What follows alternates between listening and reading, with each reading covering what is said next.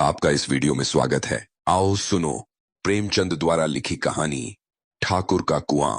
जोखू ने लोटा मुंह से लगाया तो पानी में सख्त बदबू आई। गंगी से बोला, यह कैसा पानी है? मारे बास के पिया नहीं जाता, गला सूखा जा रहा है और तू सड़ा पानी पिलाए देती हैं। गंगी प्रतिदिन शाम पानी भर लिया करती थी। कुआं दूर था, बार बार जाना मुश्किल था। कल वह पानी लाई तो उसमें बू बिल्कुल न थी। आज पानी में बदबू कैसी? लौटा नाक से लगाया तो सचमुच बदबू थी। जरूर कोई जानवर कुएं में गिरकर मर गया होगा, मगर दूसरा पानी आवे कहां से? ठाकुर के कुएं पर कौन चढ़ने देगा? दूर से लोग हौट बताएंगे। साहू का कुआं गांव के उस सिरे पर है, परंतु वहां भी कौन पानी भरने देगा? कोई तीसरा कुआं गांव में है नहीं। जोखू कई दिन से बीमार है। कुछ देर तक तो प्यास रोके चुप पड़ा रहा, फिर बोला, अब तुम्हारे प्याप्त के रहा नहीं जाता। लात्या, थोड़ा पानी नाक बंद करके पी लें। गंगी ने पानी न दिया। खराब पानी से बीमारी बढ़ जाएगी इतना जानती थी, परंतु यह न जानती थी कि पानी को उबाल देने से उसकी खराबी जाती रहती है। बोली, यह पानी कैसे पियोगे? न जाने कौन जानवर मरा है। कुएं से मैं दूसरा पानी लाए देती हूं। जोखू ने आश्चर्य से उसकी ओर देखा। पानी कहां से लाएंगी? ठाकुर और साहू के दो कुएं तो हैं, क्या एक लोटा पानी न भरने देंगे? हाथ पांव तुड़वा आएगी और कुछ न होगा। बैठ चुपके से, ब्रह्म देवता आशीर्वाद देंगे। ठाकुर लाठी मारेंगे, साहू जी एक के पांच लेंगे। गरीबों का दर्द कौन समझाता है? हम तो मर भी जाते हैं तो कोई द्वार पर झांकने नहीं आता। कंधा देना तो बड़ी बात है, ऐसे लोग कुएं से पानी भरने देंगे? इन शब्दों में कड़वा सत्य था। गंगी क्या जवाब देती, किंतु उसने वह बदबूदार पानी पीने को न दिया। रात के 9 बजे थे। थके मंदी मजदूर तो सो चुके थे। ठाकुर के दरवाजे पर 10-5 बेफिक्रे जमा थे। मैदानी बहादुरी का तो अब न जमाना रहा है, न मौका।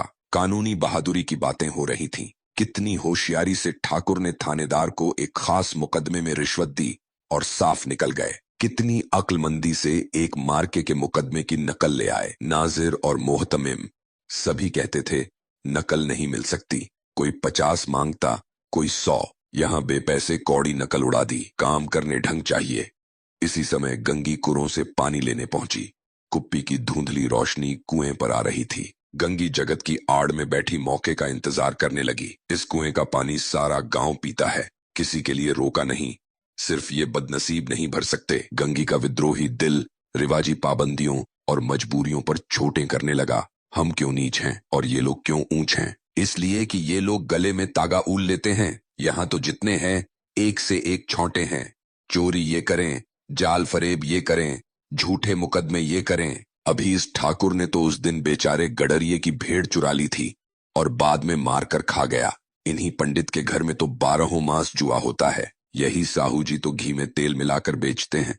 काम करा लेते हैं, मजूरी देते नानी मरती है। किस किस बात में हमसे ऊंचे हैं। हम गली गली चिल्लाते नहीं कि हम ऊंचे हैं। कभी गांव में आ जाती हूं तो रस भरी आंख से देखने लगते हैं, जैसे सबकी छाती पर सांप लौटने लगता है। परंतु धर्मड़ यह कि हम ऊंचे हैं। कुएं पर किसी के आने की आहट हुई। गंगी की छाती धक धक करने लगी। कहीं देख लें तो गजब हो जाए। एक लात भी तो नीचे न पड़े। उसने घड़ा और रस्सी उठा ली और झुककर चलती हुई एक वृक्ष के अंधेरे साये में जा खड़ी हुई। कब इन लोगों को दया आती है किसी पर? बेचारे महंगू को इतना मारा कि महीनों लहू युगता रहा, इसीलिए तो कि उसने बेगार न दी थी। इस पर ये लोग ऊंचे बनते हैं। कुएं पर स्त्रियां पानी भरने आई थीं। इनसे बात हो रही थी। खाना खाने चले और हक्म हुआ कि ताजा पानी भर लाओ। गड्ढे के लिए पैसे नहीं है। हम लोगों को आराम से बैठे देखकर जैसे मर्दों को जलन होती है। यह तो न हुआ कि कलसिया उठाकर भर लाते। बस हुक्म चला दिया कि ताजा पानी लाओ, जैसे हम लौंडियां ही तो हैं। लौंडियां नहीं तो और क्या हो तुम? रोटी कपड़ा नहीं पाती, 10-5 रुपए भी छीन झपट कर ले ही लेती हो। और लौंडियां कैसी होती हैं? मत लजाओ दीदी।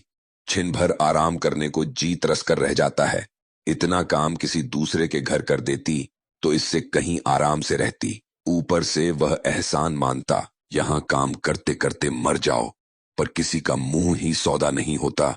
साहित्य दोनों पानी भरकर चली गईं तो गंगी वृक्ष की छाया से निकली और कुएं की जगत के पास आई। बेफिक्रे चले गए थे। ठाकुर भी दरवाजा बंद कर अंदर आंगन में सोने जा रहे थे। गंगी ने क्षणिक सुख की सांस ली। किसी तरह मैदान तो साफ हुआ।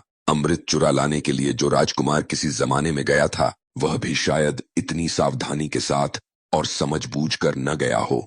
गंगी दबे पांव कुएं की जगत पर चढ़ी। विजय का ऐसा अनुभव उसे पहले कभी न हुआ था। उसने रस्सी का फंदा घड़े में डाला, दाएं बाएं चौकन्नी दृष्टि से देखा, जैसे कोई सिपाही रात को शत्रु के किले में सुराख कर रहा हो। अगर इस समय वह पकड़ ली गई तो फिर उसके लिए माफी या रियायत की रत्ती भर उम्मीद नहीं। अंत में देवताओं को याद करके उसने कलेजा मजबूत किया और घड़ा कुएं में डाल दिया। घड़े ने पानी में गोता लगाया, बहुत ही आहिस्ता, जरा भी आवाज न हुई। गंगी ने 2-4 हाथ जल्दी जल्दी मारे।